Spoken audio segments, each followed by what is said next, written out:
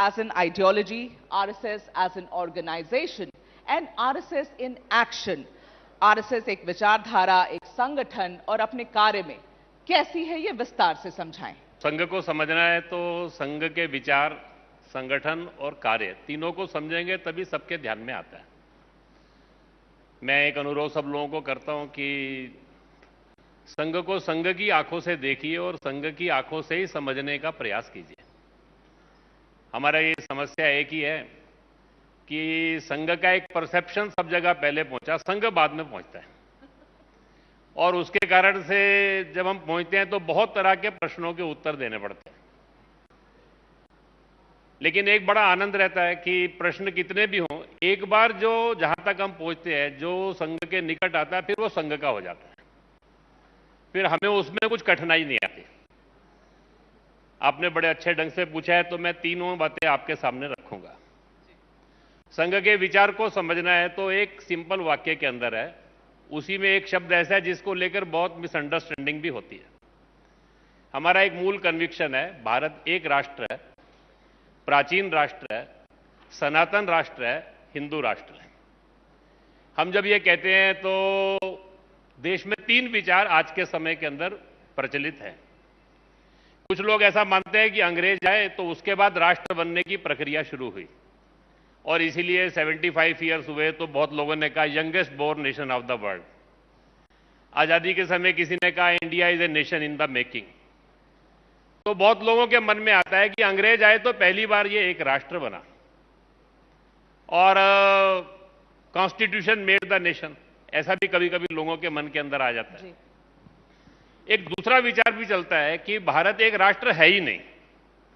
हम भी बचपन में बड़े गर्व से कहते थे इंडिया इज ए सब कॉन्टिनेंट। यह अनेक राष्ट्रों का समूह है, यह एक कृत्रिम राष्ट्र है। ये जो सारा वेस्टर्न नेशन स्टेट का जो माइंडसेट है, ये जो यूरोपियंस भारत के अंदर आए, जहां पर नेशन का एक कंसेप्ट था कि नेशन यानी एक लैंड मास, वहां पे रहने वाली एक रेस, उस रेस की अपनी एक लैंग्वेज, एक रिलीजन और आपस के हित संबंधों को और सर्व करने के लिए एक एडमिनिस्ट्रेटिव सेटअप।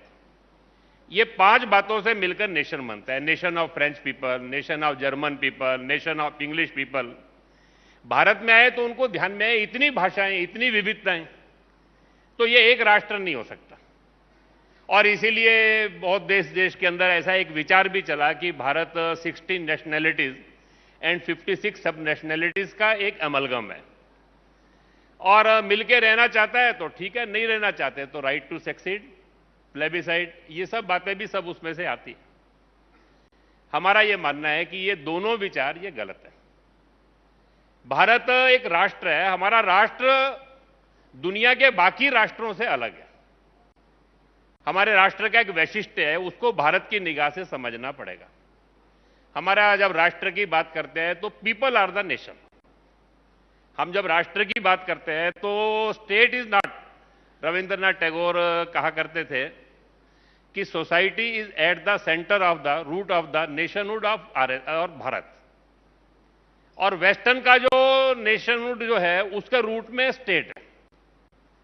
तो भारत को समझना है तो भारत में ये एक ऐसा देश है, वेदों के काल से या राष्ट्र की अवधारणा रही, राष्ट्र का कंसेप्ट रहा।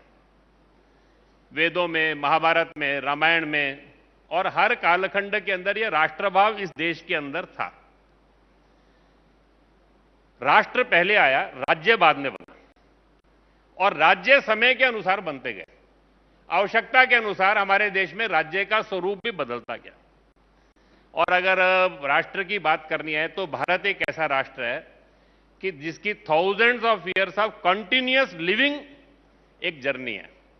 कोई पूछे काशी का इतिहास कितना पुराना है, उज्जैन का कितना पुराना है, कांची का कितना पुराना है, तो एक बात तो निश्चित है कि दुनिया में कोई और नगर की ऐसी लिविंग कंटिन्यूअस जर्नी नहीं है जैसे इनकी है। और ये चिरंतन राष्ट्र है, सनातन राष्ट्र है।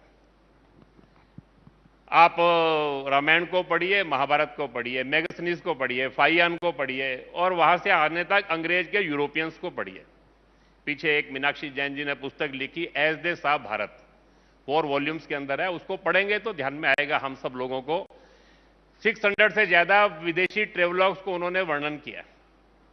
सबने एक ही बात कही, सारे देश के अंदर विविधताओं की, भाषाएं अनेक, खान पान अनेक, लेकिन राष्ट्र एक। तो पीपल मेड द नेशन। और हिंदू जो है ये रिलीजन नहीं है। हम जब हिंदू कहते हैं तो इट इज अ टर्म जो ये मानती है मातृभूमि के प्रति श्रद्धा, सब ईश्वर प्राप्त करने के मार्ग सच्चे मार्ग हैं, सबको अपने अपने मार्ग पे चलने की स्वतंत्रता है। इसको जो कहते हैं ये एक हमारा नेशनहुड है, वो हिंदूनेस है। हिंदू ये रिलीजन की निगाह से नहीं देखना। दूसरी बात है, हमारे समाज जीवन के अंदर बहुत उत्थान पतन आए। जब हम अच्छे थे तो अपने कारण, जिन्होंने संघ को प्रारंभ किया डॉक्टर एडगेवार, वो कहा करते थे अपनी कमियों का या हमारा पतन हुआ तो इसका दोष दूसरों को मत दीजिए, हमारे में कुछ कमियां आ गई। और अगर राष्ट्र का उत्थान करना है तो समाज का भाग्य बदलना पड़ेगा। समाज का भाग्य बदलना है तो समाज का उत्थान करना पड़ेगा। और वो क्या है? तो 4 बातें हम लोगों के अंदर लाना चाहते हैं। एक, राष्ट्र का भाव, राष्ट्र सर्वोपरि, देश के लिए एक निस्वार्थता का भाव, समाज के अंदर संगठन, मिलकर काम करना और अनुशासन।